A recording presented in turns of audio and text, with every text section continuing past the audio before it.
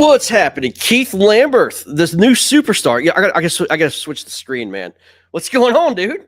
What's up, brother Greg, the Man, sheriff in town? a new face in this. Usually BK's with me, but unfortunately BK and his wife are just not feeling so well. My prayers are out to him and his wife, man. Just getting over some things, and man, I appreciate you stepping in, man, dude. You're a superstar. These interviews were Excited to be here. freaking fantastics. Yeah, these interviews we've been able to do lately, man. It's been it brings a whole different excitement to the league. You get to talk to some of these anglers, some of the better knowns and the lesser knowns. So a lot of fun being able to chip into the show and bringing some content to the excitement. Man, I tell you, man, you've done a fantastic job, man. I mean, I'll be honest with you. I looked at what you were doing, like especially with that Indianapolis game and the Motor City game. You brought out both sides of defeat and victory really well. I mean, you have a good presence on camera, man. And I kind of knew it just talking with you. I fished with you, and man, it's just kind of I'm super happy that you said yes when I asked. And man, I mean, you're turning into a star, baby. Let's go. Well, I mean, the opportunity's there. I mean, the anglers out there, Greg, they're doing all the work. I mean, it makes my part in this easy. I mean, getting to talk to some of these guys, they're going out there and they're just absolutely putting up performance after performance, and then heartbreak after heartbreak, close matches, blowouts. We've had in the short time that I've been doing this, we've literally had every bit of excitement you could ask for. Yeah, man, it's been fun, man. It's been fun covering, watching you. And again, like this is not just games. This is not just kite fishing. These are people's lives, man. I mean, they get the ups and downs of the sport we love, absolutely love and enjoy, and kind of put this together. It's been a lot of fun, man. And you know what? Another thing too is you're bringing out the so deserved attention that the anglers, I mean, absolutely deserve, man. These guys bust their butts from year in to year out, right? And I think we kind of give them a platform and opportunity for us to meet them, see them. We know the names, but we really don't know the faces. We see pictures and stuff like that, man. But I think what you're doing is you're building characters, right? You're building characters, and you're seeing not only their life of fishing, but you're seeing who they are. And now we can all kind of put a face with names. And when we see their name on the leaderboard or whatever, like, oh yeah, I remember that interview that Keith did or whatever. It's really good, man. So awesome. Absolutely. Yeah, man. So dude, you're at Kentucky Lake, right? For your boys. We Alabama, are Tennessee? we are here. We are here at Kentucky Lake. Big match this weekend against, the Tennessee Shiners. I watched the show last night that TP and them did, and for the fantasy league, and they said this is going to be a top 3 lake this week. Okay. I saved a duck today. So you're saying it's not a top 3 lake? I mean, listen, this place is beautiful. It's got so much opportunity, Greg. We just got to get out here and find them. I mean, that's it. That's what we do. I mean, you're going to have ups and downs and trials and tribulations. Right. You're going to have good days and bad. It's how you find the enjoyment in between. Right. It's not all about winning, losing, and all that. If you don't enjoy what you're doing, what are we doing it for?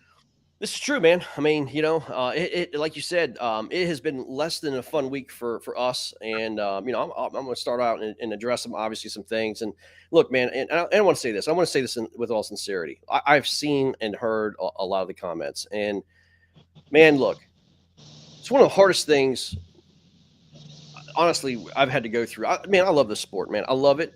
And some days I hate it. And it's days like this and it's weeks like this, I just can't stand it. But, I have a full-time job, I have a family and everything else, and I do this because I love it, man. And what happened this week is so unfortunate for all of us, man. And I'm going to start out by saying this, and I'm going to speak you straight from the heart tonight. I'm just going to be real and honest, Keith. Is that okay? Yeah, absolutely. Don't sugarcoat it. I mean, the elephant's in the room. I'm not sugarcoat it. That the situation with the Lone Star Bandits is sad in a lot of ways because, look, man, these guys, I respect. They're friends of mine. Jason Campbell, Jared Brockelman, Jeff Isham, Brian Howell, John Mooney, Caleb Helbig, Derek Miller.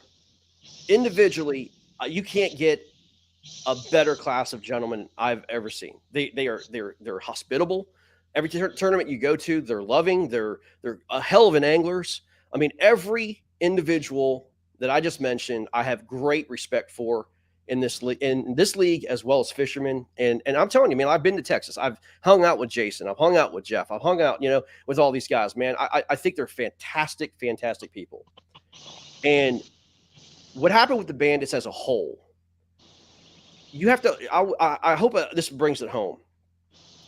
The kayak fishing league is something that we drummed up last year. We're relatively new, right? We're a year and a half years old, Keith, and this was literally modeled. And I've said this since day one. It's been modeled, after the NFL. We wanted to have a more team-oriented ordeal to where teams can go and form up as teams and go to away games and go to home games, and you have standings, and you have divisional rivals, and you have conference rivals, and then you go and the Bandits were there. They've been through this all last year, and you have this grind that you have to go through as together as teams, and then you compete for the trophy at the end of the day, right? And the Bandits experienced it through. They must have enjoyed it because they came back this next year, and some things happen throughout the year, man. Look, I get, every team goes through ups and downs, man. I mean, the Warhawks, we were 0-4 last year, man. We started out 0-4, dude. We sucked, right? We went to Michigan going 0-4. We went there anyway. We competed. We lost, and then when we went home, and then we beat the West Virginia Mountaineers and the Norfolk Privateers. Those victories kicked those two out of the playoffs, and the Maulers went in and wound up winning the championship. So you win to play the game, right? We were out of the playoffs. We decided to go ahead and we were going to give our hearts to, no matter what happened, and just compete. When I got a message from Jason and said that we are not competing, we are not going to Oklahoma. This is not the first message I got from a team that says we can't go. Keith, it's not the first message this year. I got another message, and I'm going to be honest with you. I got another message from Pennsylvania early in the year, week 2 against Connecticut. They said the same thing. I told them, we don't forfeit in this league. We don't do it. We're going to figure a way out. We're going to try to, figure out what to do, reschedule. They then, on week 4 or week 3, went to Champlain. The very next day, they fished on a Sunday, and they faced Connecticut. At Connecticut, and they actually won the game. So they rescheduled. I got a call from the owner of the Kraken, and he told me the same thing about going to South Carolina. Greg, I don't have a team that's going to be able to go to South Carolina. This was the week of the trade deadline. I asked him, hey, man, we don't forfeit here. Do everything in your power to make sure you can facilitate a team. I don't care if it's 1, I don't care if it's 2. We've got to have a game. Randy dropped himself, added another angler. 2 of them went up. We had a game. I got the same message from Jason, and I was just, and the first thing I said was, I was shaking my head, and I said, look, you understand that you're still in the middle of a playoff hunt. And he said that we're not going to drive up for 5 hours just to fun fish. And that is a different situation, okay? That is a different tone, mindset, and I asked them to reconsider. And then I went to a group of representative owners, and I asked them, here's the situation.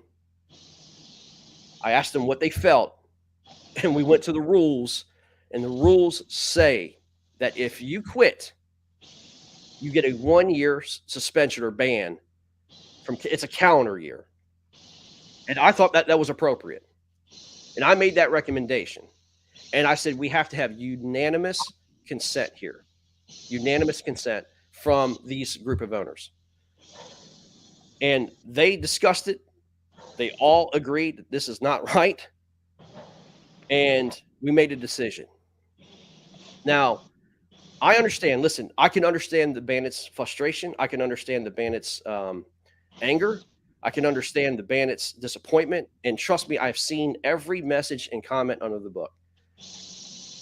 And I'll have to tell you, man, like, from a business standpoint and from the league standpoint, Keith, you know this, man. You can't have it. You can't have it because Well, I mean, there's a level of accountability, Greg. I mean, look, I mean, I've never had a bad conversation, as you said. I've never had a bad conversation with any of the guys on that team. Now, do I know them personally? No, but I've never had a bad conversation. They fished some of the tournaments for the tournament group I was running. Never, never, never a bad conversation. Uh, but at the end of the day, this is a business. There is levels of accountability. There are levels of investment from the sponsors. You can't just take your ball and go home. Yeah. Yeah. You just can't. Yeah. Hey, Cliff Allen has something to say to you. I like your country ass. I appreciate that, Cliff. I appreciate that. I don't think they understand, and the implications of it, because like you said, man, you've got implications if that game was forfeited, right? You give Oklahoma the win, you give them you don't give them the opportunity to compete, you don't give them the opportunity to have them expand their points, right? Because they're in a negative point situation. They're in the playoffs right now by a thread, and then you have 2-2 teams in the South, Keith, that are competing. We've got 5 teams right now that are 2-2. Right. If we give Oklahoma a win, that is a win that these other teams who are traveling, who are competing, and who are putting in the money and the investment and time just as equally, then that's a win that they have to overcome because we just gave Oklahoma a win. It messes the whole picture up, right?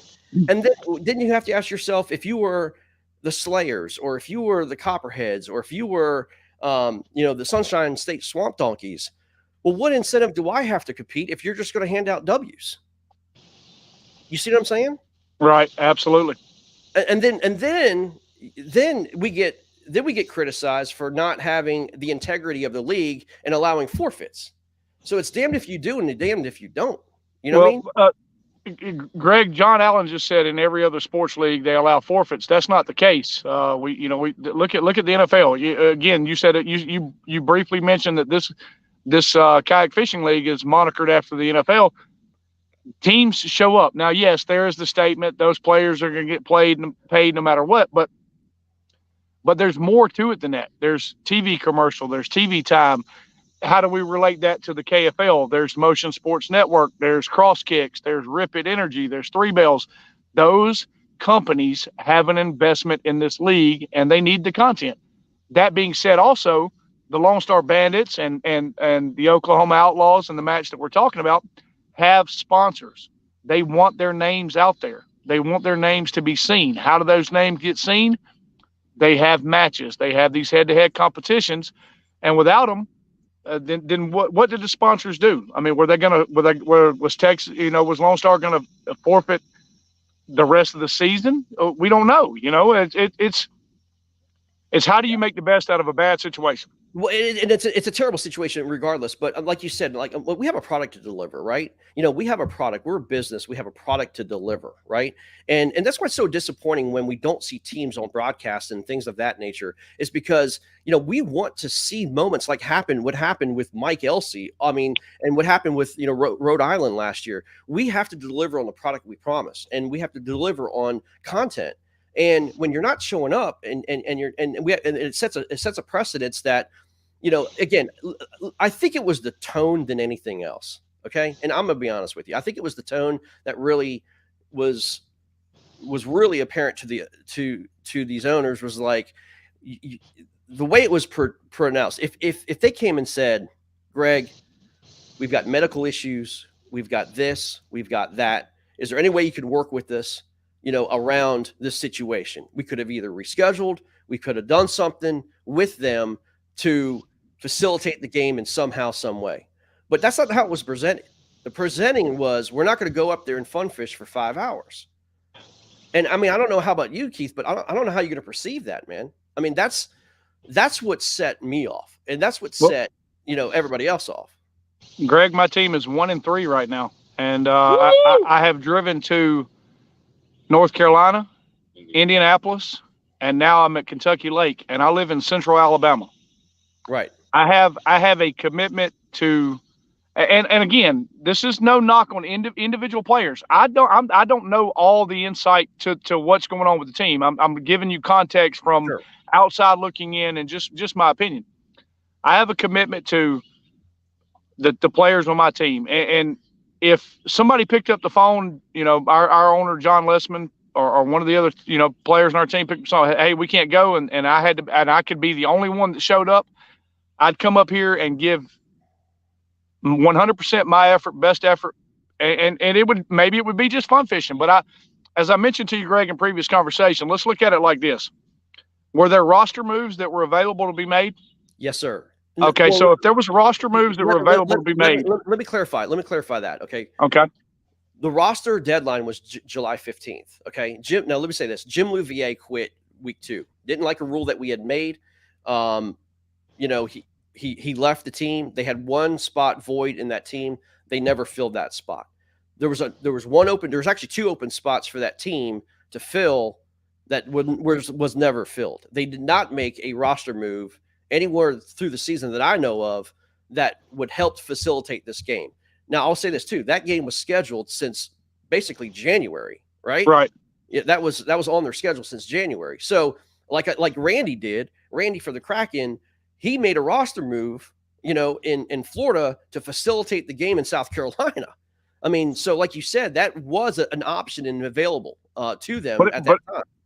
But if they had roster availability, it wouldn't consist of a roster move, really, because they wouldn't have to make any transactions. If there was roster availability, and I ask you this to say this: you take Tommy Bahama off the street, new to kayak fishing, really wants to be a competitor, missed out on the KFL this year, wants an opportunity to do something, maybe support the Lone Star Bandits. Maybe they missed out on an opportunity to be on that team, and you send them up to Oklahoma. And what if they go up there and do?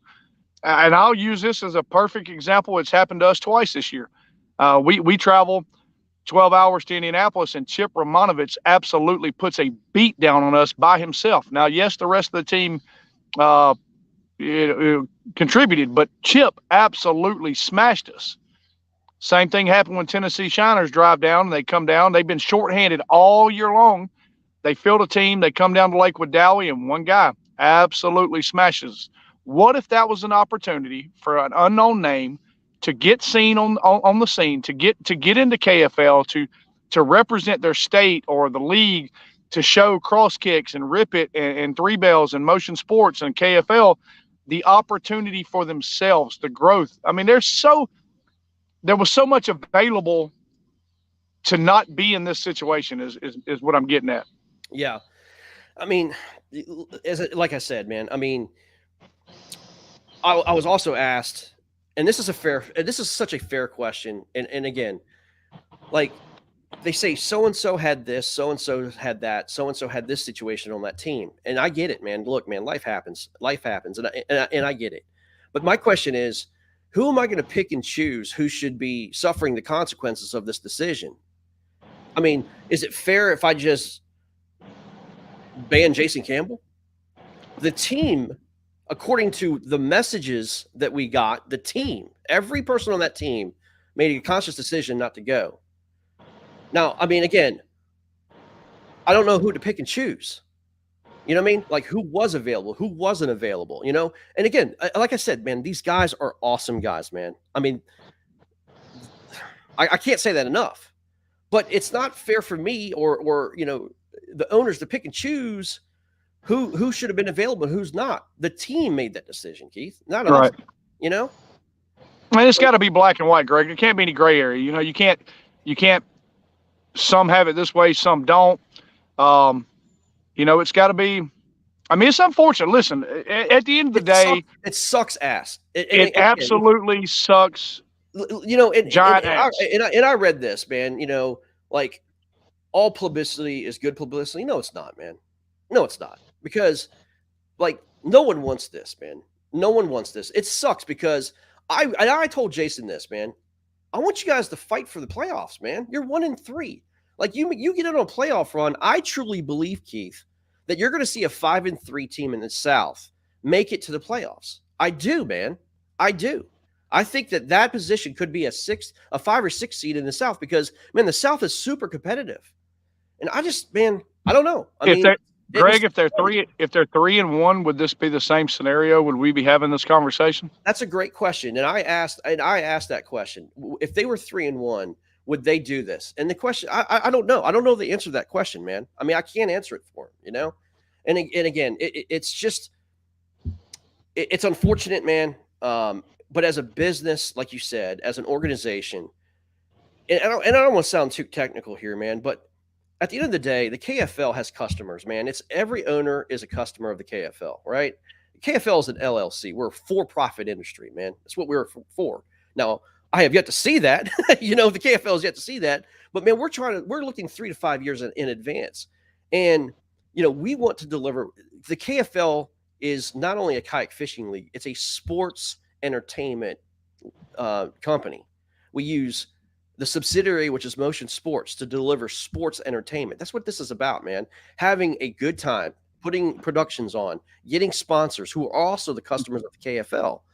And when you disrupt, you know, consciously or unconsciously, you disrupt the business model and create havoc, because that's what it would have done, Keith. It would have created unfair havoc to the South players, and then it gives them the opportunity to just throw in the towel and say, well, it's not worth it because here the Southwest already has 3 teams in it. Then they're just going to go ahead and give wins to the Southwest division. Then the guys from the Southeast and you know, the Piedmont have no incentive to continue. And then I got a huge problem on my hands, because then I've got teams quitting out of the Southeast, and they're not going to travel. They're not going to finish out their games, man. We just can't set that precedence, man. And was it harsh? Yes, it was harsh. But it's for a reason, man, because you can't set precedents. You can't set precedents on teams not fulfilling their obligation. You can't. Well, you know, Greg, at the end of the day, listen, and this is absolutely 100% with all due respect to the players. And again, I'm not on the inside. I don't know who's got health issues, family issues, work issues, whatever the case may be. The KFL will survive without the Lone Star Bandits, but without the KFL, the Lone Star Bandits would have never been. There is a business model to uphold. There are expectations. There are things that have to be done. Unfortunately, somebody's going to get the short end of the shaft.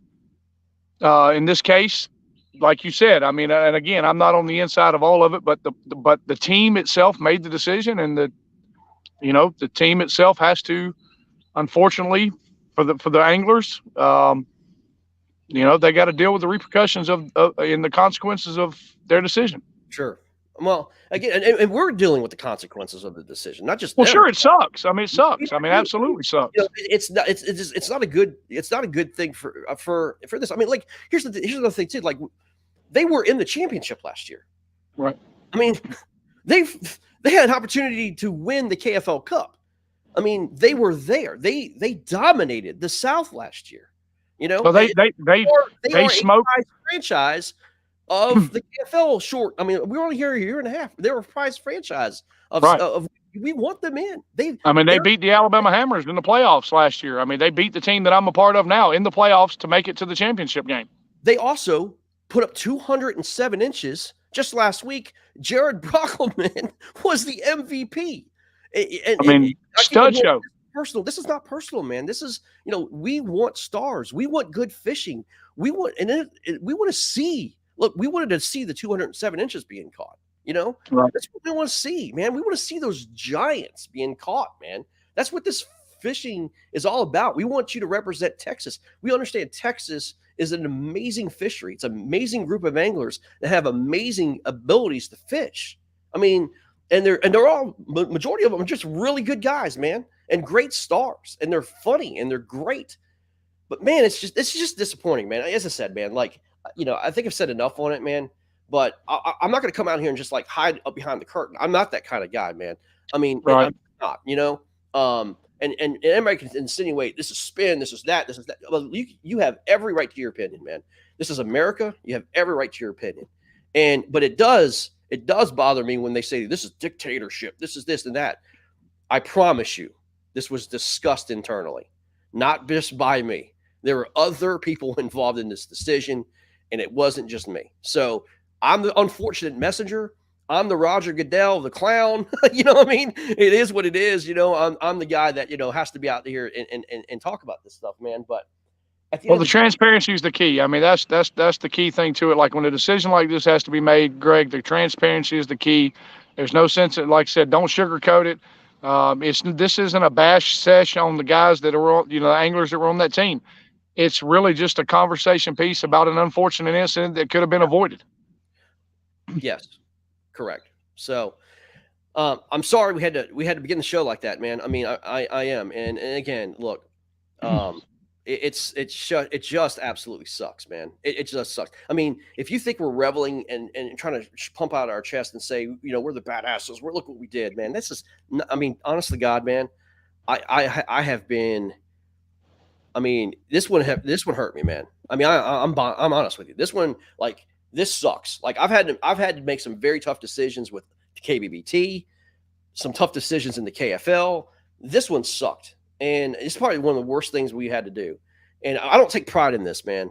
No one does, and I don't think anybody's beating their chest like you got what you deserve. No, that is not the case here, man. No one wants this, man. No one. I mean, this is unprecedented. I've never seen this happen anywhere. I mean, honestly, this is unprecedented. You know what I mean? And it's just it can't happen, man. But unfortunately, it did. But like you said, we've got to move on, man. And we're going to move on to week 6. You're getting ready to fish, man. Let's talk about some games, shall we? Absolutely. All right, man. Let's roll. All right, man. KFL time, week 6. Maniacs versus Connecticut, man. 1-3 versus 2-2. Out. This is another interdivision game. I'm sorry, outer division game. Maniacs honestly come out 1-3. They're sitting Jason Garner, Brady Olette, John and Judy Richardson. Now, I think you just had an interview with them, right? I did get an interview with the first couple of the first family of KFL today, John and Judy. What a fun time with those two. Right. Exactly. Yeah. I mean, again, like I can't wait to show that interview because that's going to be a lot of fun. We're showing on air during the broadcast, but yeah, that's going to be fun. Ryan Nye, Thomas Stoodhill, Leo, the Romanian Hammer, I think they call him, and Brian Baxter. Man, Connecticut Renegades 9.5-point favorites, man, at home. Lake Lilinona, I think is how you say it, Lilinona. But man, who you got? The Connecticut Renegades really went up to the Granite State Sticks last week and put on a great effort. And I think Ryan and that team's going to be a little pissed off that they didn't get the win. But I think you got it at 9.5 points. I think it's a closer match than that, but I do think the Connecticut Renegades pulls off the win there at home. I agree. Yeah, I mean, it's gonna. I think it's gonna be. We had to put it 9.5. I might have to rethink that, man.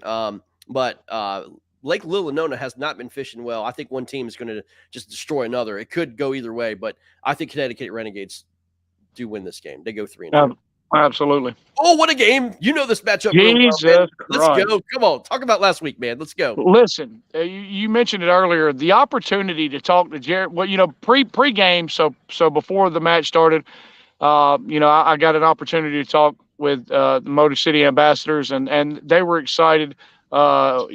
Speaking with Zach Solier, he was really pumped up for the match. They were at home. And then just the absolute back and forth. Motor City had a lead, and then Indianapolis built almost what you thought was an insurmountable lead. And then with 30 minutes left, they were, Indianapolis up 7 inches, and then Jeremy Baker goes bam, bam, and gets them up. And then to see the heartbreak for Mike Elsey to lose 2 fish within the last 20 minutes that would have won that match. I mean, he had the match won at the net twice. And broke off. Yeah, I mean, it was, and to do those interviews, to see the jubilation and the excitement in Jeremy Baker's eyes, to be, in his interview, to be the part of the reason that team pulled it off, and then to see just the absolute disappointment and heartbreak that Mike Elsey was going through, and the rest of those guys on the Indianapolis Knights. I mean, that is why we do what we do for this league with these teams. Exactly, man. I mean, again. Like this could be a tied record right now. I mean, literally, you're talking about two inches, 2 minutes. 3-1. This could be a 3-1, 3-1 match in less than 2 minutes. Exactly. It's just insane. And I think we expect a little bit of fireworks show here. I was talking to Sam. This lake's fishing real well, man. This lake is fishing real well. We went to Manitou earlier this year. we had a closer match than what it started off to be. That was a tough fishery for us. It hadn't quite opened up, but I'm gonna tell you what, this game is, Indianapolis is favored by 2, but I think they win this closer to 9 or 10 inches. To be honest with you, Right on, I right on. think I think I think this is a rebound match for Indianapolis, and I think I actually think, no disrespect to the Motor City Ambassadors, but I think those 4 guys are going to fish pissed off, and it's going to be a lot of clean fishing. It's going to be a lot of quick catches. I think this is a 9 or 10 point spread, to be honest with you. Wow, well, Knights need it, man. They need it to stay in. There's no doubt to have a chance, man. But Motor City firm control. It's gonna be fun to watch. Can't wait. Actually, I'm broadcasting that game. Let's go. It's gonna be a lot of fun. All right, man. Here we go. Maulers take on the Bay State Attack, an interstate rival here, man, on Nashua River. 2-2 Maulers in the playoffs as we speak. 5.5 point favorites against Bay State. 1-3. Good win last week for Bay State, man. They're not completely out of this yet either. Man, let's go. Talk about it. Let's watch the head-to-head with Bruce Levy and Rich Biggie. That's going to be pure entertainment. Those two, listen, they know this. Yeah. They know this fishery well. They're both sticks. I mean, absolute studs. Massachusetts 2-2. They, the defending champions. But I'm gonna be honest with you. Bay State Attack in the upset this week. Rich Biggie is going to have a monster day, in my opinion. Wow. So you think Bay State can take it? Absolutely. I think this is going to be a close match. It's another week 4, week 5 match from Motor City and Indianapolis Knights. But I do think the Bay State Attack pulled it off. First win of the season last week against the Maniacs. And then, again, I think Rich, Mike Elrick, you can't sell him short, but Rich Biggie is going to have a phenomenal Saturday. Watch what I tell you. Correct. There we go. That's man. I gotta go with the Maulers, man. I'm sorry. I mean, Maulers they got Momo on their side, but anyway, we'll continue on. Rebels, man, sticks, man. The sticks are good. Their sticks are good at winning. I will tell you though, like Greg said, Justin Gallo's on some good fish right now, man. The head to head, I think it's gonna be Justin Gallo versus Jake Angeles. But then you see Steve O'Brien fished very well again last week on this water. Matt Lee knows this water. And Jeff Matava, his KFL debut is going to be here, man. He is biting at the bit to go and freaking fish. He's going to be, I think he's going to be the sleeper, to be honest with you. But Rebels, 2-2, man. Tough loss last week. Very tough loss. And I tell you what, I think this 12-7 matchup this week is going to be a little bit differently. You've seen the Granite State Sticks have been capitalizing on those early morning bites. I think this 12 p.m. to 7 p.m. may shift this a little bit. This is a pick 'em. I mean, it's hard to pick against Jake when he's doing what he's doing. I mean, the kid just doesn't miss. Right. But like you said, Gallo's on fish and he's on them good. This may be a pick 'em. If I would not be surprised if Rhode Island wins, I would also not be surprised if Granite State holds home. Yeah. By the way, this has been moved and flexed to 6 a.m. Okay. Yeah. So this is going to be a morning game. The card says differently. That's my mistake. But O'Brien did reach out, and this will be a 6 a.m. game, not a 12 p.m. game. So well, then that's going to be a show right there. That may be the game of the week.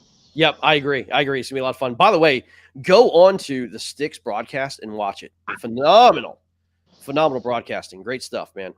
All right, Empire. What a freaking season that these guys had. The recently crowned MVP, Brian Bolsier. What an interview you had with him, man. Brian's interview was legit, dude. Now listen, Macho Man, Brian Bolsier. To go from the TCA to an MVP performance like that, and not because I heard other people say he wasn't the TCA because he's not a good angler. He had just not performed like everybody expected him to. Last week he put that team on his back and said, "We're going to do this," and they did it. Yeah.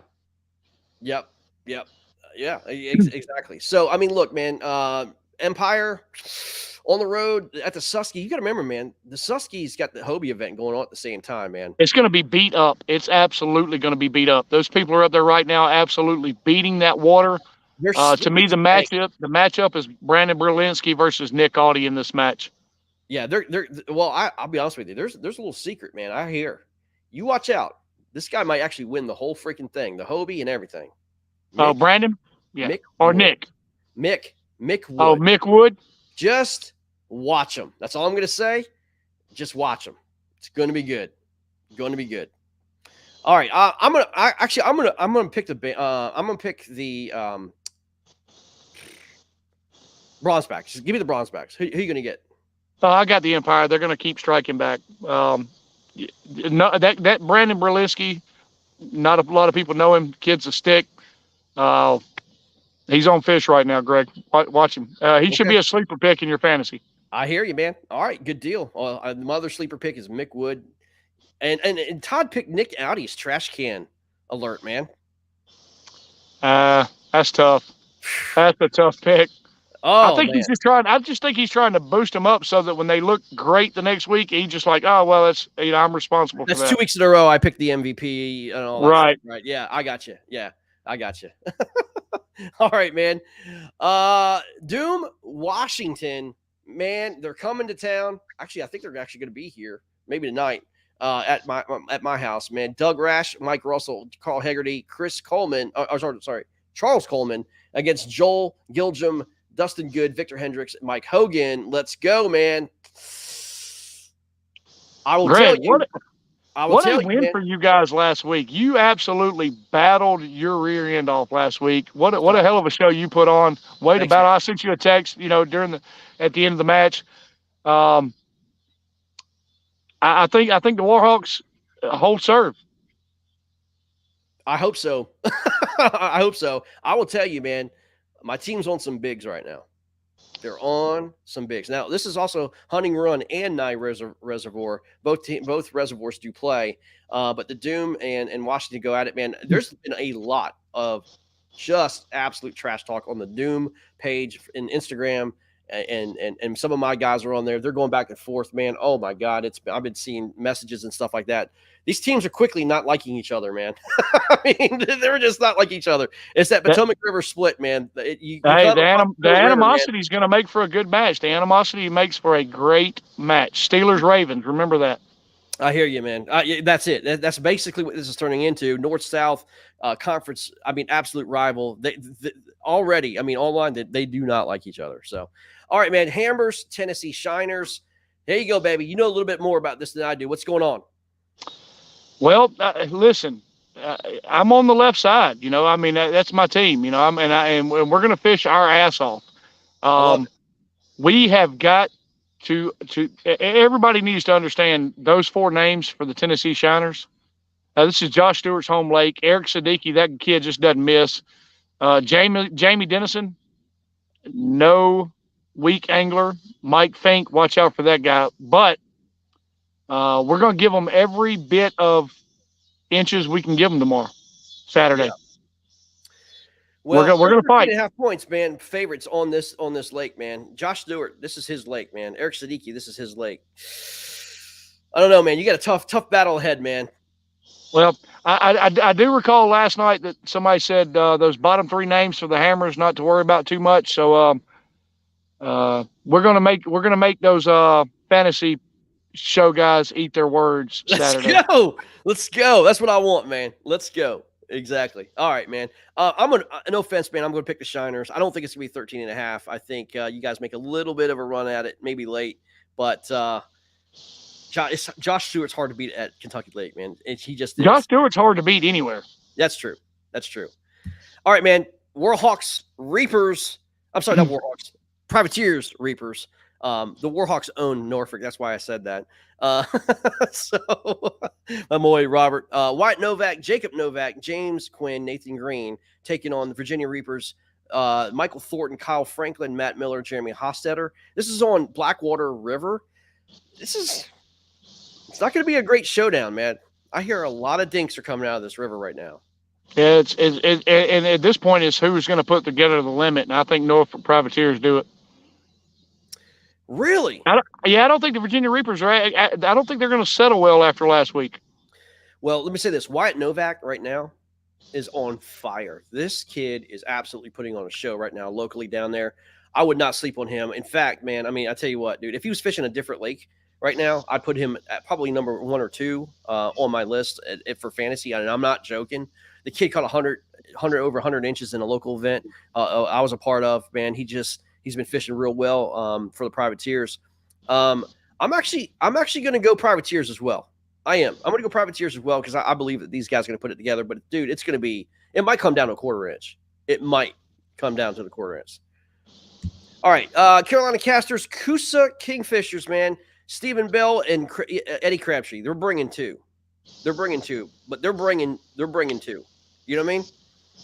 Look, they're going to compete. They're going to compete. They're actually going on the road, man, and they're doing what they can do. 3 guys injured, 3 guys are up at Hobie's Susky, but they're going to go, man. They're going to go against Coosa at home. Coley McGowan, Daniel Perry, Chuck Wise, and Nick Dyer. We got them 43-point underdogs, but can you imagine? Let me just say this. Can you imagine that we have another situation on our hands where they are that far of an underdog and Carolina Casters win?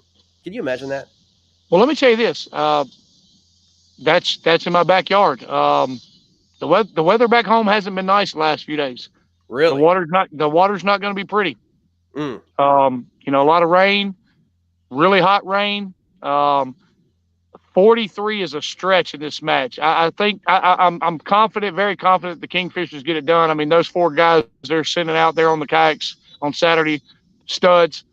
But I think the Casters keep it much more respectable, especially with just 2 players than what's on the board. So talk about it. I mean, I'm not familiar. I've never been on Neely Henry. I have driven through Neely Henry, but it's a river system, of course, the Coosa River. But it is part of the Coosa River system. It is a we'll say stained at best water condition, but with all this rain, especially here in Tennessee, coming down through North Alabama into the Coosa system, it's going to be muddy. It's going to be chocolate milk. It's going to be hot rain the rest of the week. Coley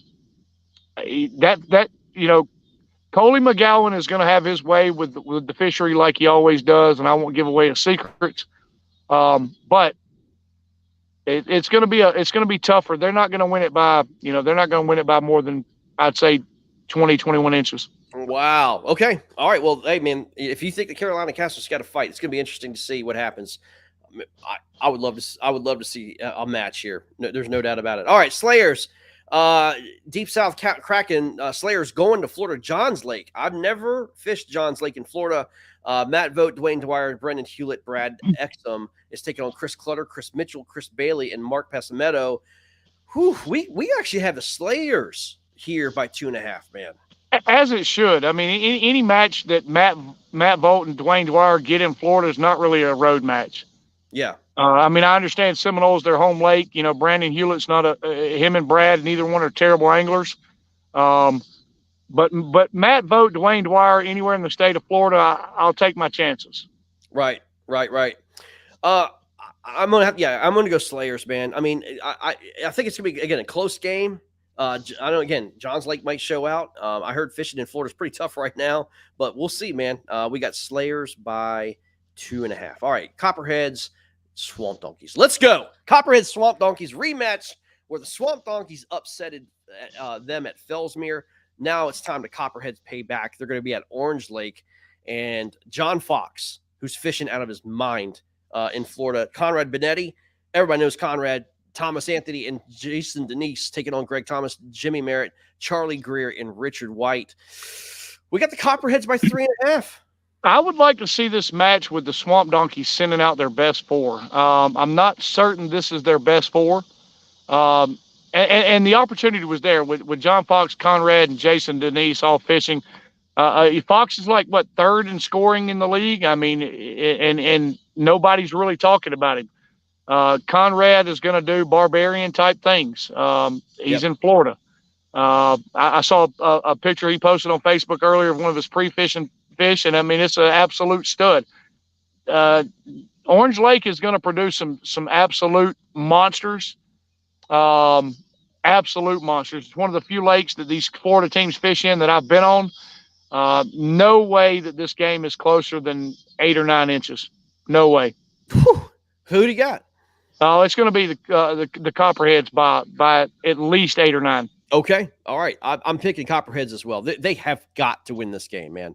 I mean, Well, it's they're a must win. It's a must win for both teams. But again, I would love to have seen the Swamp Donkeys' best four against this Copperheads lineup, and unfortunately, I think we've been deprived of that. Those four guys are still great anglers, but they're not the four I think I would have chose to see against the four that the Copperheads are sending out. there you go. All right, man. Natural State Eagles, new team with the KFL. Dwayne Beatty. Enough said. Dwayne Beatty Good, is making good. his. They're all making their KFL debuts except for Kyle Burns here. Studs. Exactly. 1-3. They're going to Oklahoma. They're taking on Ronnie Piper, Ryan Hendricks, Blake Collins, and Cayman Rasmussen at home. Man, he's driving 16 hours to go freaking fish this event. He's there this weekend, man. This is a team, again, filled in. Here we go, man. Let's see what these guys have. They're inheriting this record. Let's go. Let's see what these guys can do. Watch the Dwayne Beatty Cayman Rasmussen match. That's going to be the head-to-heads. I think just because it's so last minute for the Natural State Eagles. I mean, yes, sure they've been fishing, but this team aspect is different. Watch that matchup. I think Cayman just has the extra kicker that's going to put the Oklahoma Outlaws on top. I think 2's a good number. 2's a good number. Okay, so yeah, I'm going to go Outlaws, man. They've impressed me. Anytime you get Cayman Rasmussen on the water, I think Cayman. I mean, it's hard to beat. He's hard to beat, man. I mean, every time I try to doubt Cayman, he comes back and just rips my face off. So no more soup for you. All right, man. He just puts in the work. He just absolutely puts in the work. He absolutely does. Oops, let's see here. Sorry, that's not correct. That's not a correct slide. But it's Arkansas and Louisiana Hurricanes. It's Neil DeForest, Levis Castee, Jacob, and Jeff Penny. And it's Garrett Morgan. Let's see, Corey Hopper. I'm trying to remember the other two from Arkansas. I'll get that here in a second. Sorry, guys. That is a wrong slide. But anyway, Arkansas versus Louisiana. Who do you got? Huge playoff implications right here in the South, Greg. Huge. Yes, huge. Garrett Morgan, Levis Castee. To me, that's the one-on-one that I want to see. That's the number. Those two will have the numbers that I'm looking for once we get off the water on Saturday. This match is at home. Louisiana lost, pretty handily to the Lone Star Bandits last week. I think they rebound this week. I picked them. I picked them to win this. I think it's a little bit bigger than 2, and I think this could potentially. Right. Yep. My apologies. Yep. This could be the game of the week, Greg. Yeah. No, I agree, man. This is going to be fun. This is at Lake Darbone. I think that's how you announce it in Louisiana. But look, man, Garrett Morgan, come on. I mean, and Corey Hopper, give me those two. I mean, I know Neil DeForest this is his lake, but I'm going Garrett and Corey Hopper all day long. You couldn't go wrong with either pick right there. I think again, there's going to be some numbers put up on this lake. Yeah. Yeah, I agree. So give me Arkansas Hogs. We've got the Louisiana Hurricanes by 2. Because of being at home, but I don't know, man. It's gonna be kind of tough. But man, Keith, look, let's get a little bit of what's going on at Hobie, man. Hobie is going to be at Susky. It's going to be fun. This water's down. I've seen a lot of big fish being caught. Give me your pick, man. Who's going to win? Who do you think is going to wind up winning Hobie?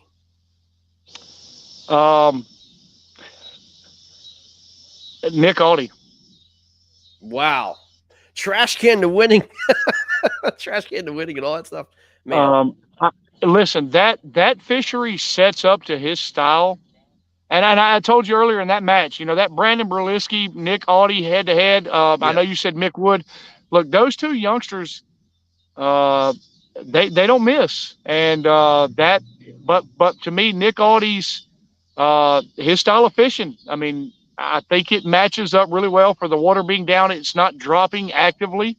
Yeah. Watching the water forecast for that lake, it's if you're on them now, I mean, it's a smallmouth river. The smallmouth may be there and not there in 5 minutes, but there's several people you can't discount. A lot of big fish being caught, but those smallmouth they're weird. They're weird specimen. Yeah. I'm going to pick – I got 3 people I'm watching. Christine Fisher is absolutely on a bunch of tanks. I like J.R. Rentz. from Delaware Doom, and I like Mick Wood. Give me those three. Yep. And listen, couldn't argue with any of those three. Couldn't ask for three better winners of that tournament. Like I say, I like Nick. Christine just does Christine type things. Jody Yep. Queen. Listen, Jody Queen's up there. Yep. Yeah. Exactly. Like Todd was talking about Jody Queen. But it's gonna be one of those. I mean, you gotta drag your kayak. You're gonna be walking in ankle deep water. You're gonna be going against current. It's gonna be tough physically in 2 days of it, man. It's not just one. Right. It's just 2 days back to back. Man, it's gonna wear some of these guys down. And it's one of those ones you gotta have mental, physical, and emotional capacity to win this one. This is gonna be a good one to win, man. And it's going to take a lot out of these guys. And I'm looking forward to it, man. I want to see who's going to do what on this. This is a big event. This is always a big event. A lot of implications towards the Tournament of Champions in this event. A lot of swing. There's a lot of swing points in this fishery right here. A lot of swing points looking at the standings. Yep. One other thing I was talking about too is coming up. We'll talk about a little bit more, man. Hobie. Speaking of Hobie Worlds are coming up. They're going to Sweden, man. Yep. And then some of them are going down to Pan Am right after that. That's opportunity. Big. I mean, you're traveling all the way to Sweden, and then I think they're fishing for pike and perch in the Hobie Worlds over there, right? And then yes, they're coming right back, and then some of them are just driving down through Mexico, and they're fishing the Pan Am games, man. Good Lord, what a world tour! What an opportunity! Yeah, what an opportunity for our sport to continue to shine. Yeah. It's going to be interesting. These anglers, man, they're going to be dead tired, man. Look, if you're going to be traveling over to Europe and then come over to Pan Am, you're going to be fishing these. You deserve a month off, man. Have at it. So, anyway, absolutely. Listen, man, dude, thank you for coming on tonight, man. Any lasting thoughts you want to talk about, man, about this weekend? Yeah, absolutely. Listen, the biggest thing I want everybody to remember is if you don't enjoy what you're doing, then don't do it. Find a greater reason for why we're out here. Listen, I got into kayak fishing, Greg. I've been fishing all my life, but I got into kayak fishing after I was diagnosed with testicular cancer in 2020. COVID happened. I got diagnosed with testicular cancer, and I needed an outlet. I needed, this doesn't complete my life. It's a part of my life. I am thankful for every opportunity I get out here to meet these other anglers, to fish these beautiful fisheries, to take in what we've been handed, because so often we forget what's in front of us. So guys, stay safe out on the water, and be thankful for your teammates, be thankful for your family, and be thankful even more for the opportunity. Well said, my friend. We're going to end on that, guys. Have a great one. Be safe out there, man. Hydrate. Stay safe. See ya. Bye.